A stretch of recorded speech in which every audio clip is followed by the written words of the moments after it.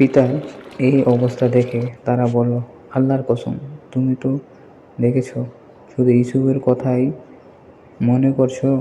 যতক্ষণ পর্যন্ত না তার চিন্তা তুমি মুমূর্ষণ হয়ে পড়বে কিংবা তার চিন্তা তুমি ধ্বংস হয়ে যাবে।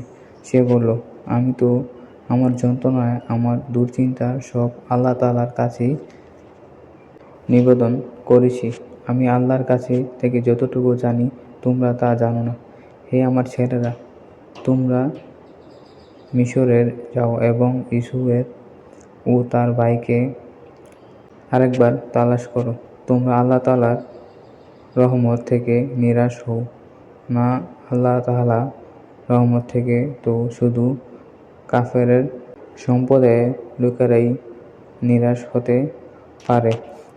তারা যখন পুনরায় তার কাছে হাজির হলো, তখন তারা বলল, হে আজিজ, দুর্ভিক্ষ আমাদের পরিবার পরিজনকে বিপন্ন করে দিয়েছে।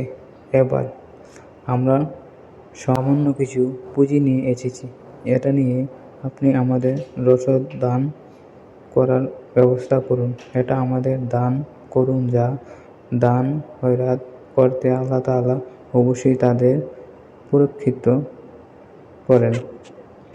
ভাইদের ও আপত্তি শুনে সে বলল, তোমরা কি জানো তোমাদের ইউসুফ ও তার ভাইয়ের সাথে কি আচরণ করেছিল? কত মূর্খ ছিলে তোমরা তখন। তারা বলল উঠল, তুমি কি ইউসুফের? সে বলল, হ্যাঁ, আমি ইউসুফ, আর এ হচ্ছে আমার ভাই। আল্লাহ তাআলা আমাদের উপর অনেক মেহেরবানি করেছেন। সত্যি কথা হচ্ছে, সে কোনো ব্যক্তি তাকওয়া ও ধৈর্যের আচরণ করে সে জেনে রাখে, আল্লাহ তাআলা কখনোই নেককার মানুষকে পাওনা বিনষ্ট করে না। ওরা বলল, আল্লাহর কসম, আল্লাহ তাআলা অবশ্যই আজ তোমাকে আমাদের উপর প্রাধান্য দিয়েছেন। আমরা আসলেই অপরাধী। ভাইদের কথা শুনে সে বলল, আজ তোমাদের উপর আমার কোনো অভিযোগ নেই। আল্লাহ তাআলা তোমাদের ক্ষমা করে দিন, কেননা তিনি সব দয়ালুর মধ্যে শ্রেষ্ঠ দয়ালু।